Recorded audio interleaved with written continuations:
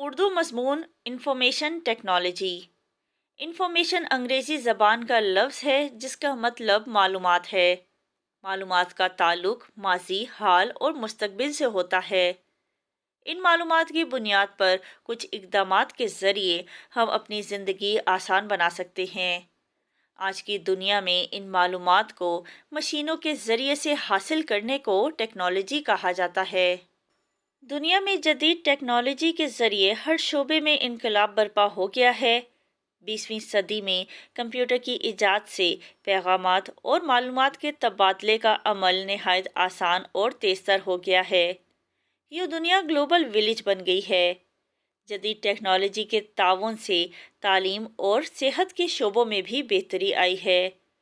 آج معلومات کا تبادلہ کرنا، اسے محفوظ کرنا، دوبارہ ضرورت پڑنے پر استعمال کرنا نہایت آسان ہو گیا ہے۔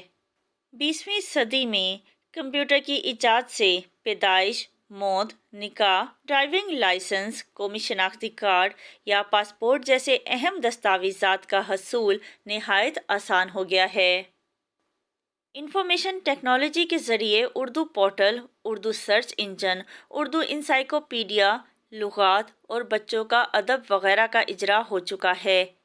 انٹرنیٹ کی سب سے بڑی کمپنی گوگل نے دنیا کی مختلف زبانوں کا باہمی ترجمے کا اہتمام بھی کر دیا ہے، جسے گوگل ترجمہ کاری کہا جاتا ہے۔